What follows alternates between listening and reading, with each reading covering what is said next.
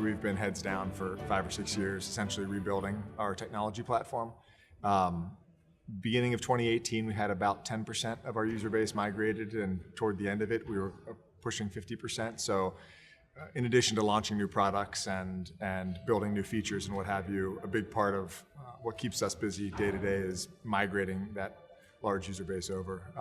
Towards the end of last year, we announced TTOMS, which is one of our biggest product launches probably in the last decade.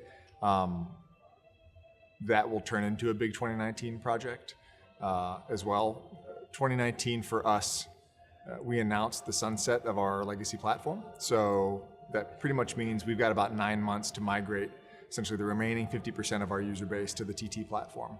And that's going to be the real challenge for us going forward this year is both getting these new product initiatives off the ground, all the while migrating a significant chunk of our user base. If we go back 6 years ago when we decided to take this direction and really fundamentally rebuild, we came out and said we're building this on top of the big C word, the cloud. And I think that 6 years ago, firms were telling us, not only can we not use this today, but we'll never touch the cloud.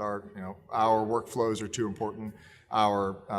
We take data privacy too seriously that we'll never be able to use the cloud. That's obviously fundamentally changed. I mean, there's probably not a tier 1 bank at this conference who isn't not just using the cloud, but really fundamentally all in on the cloud.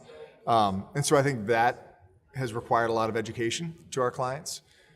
Clients who see all the advantages of what we're doing, but nevertheless have fears on data privacy, on reliability, on security. And it's been, I think, an education process, particularly with the larger, more conservative banks, to say, this is why it's actually safer to put your data on these types of platforms, and here are the 50 reasons why, and here are the 50 hoops that we're jumping through to make sure that your data is secure as it's traveling around the world and as it's sitting on databases.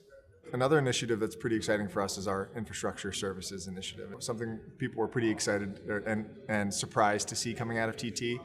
Essentially what we're doing is we're taking the global data center and high-speed fiber backbone that we've built over the last 15 years and offering that up from a pure infrastructure services perspective. So what does that mean?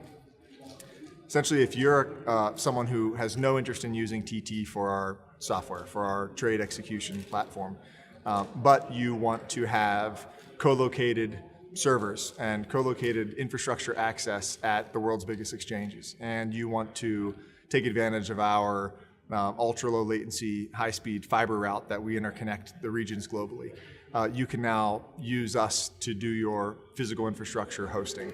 Of course, there's a pretty compelling story to be told for firms who do want to use us for trading and also have infrastructure needs. But this is really the first time we've taken this asset that we've been building for years and years and years now and said, we can offer something pretty compelling that is fundamentally different than our trading platform.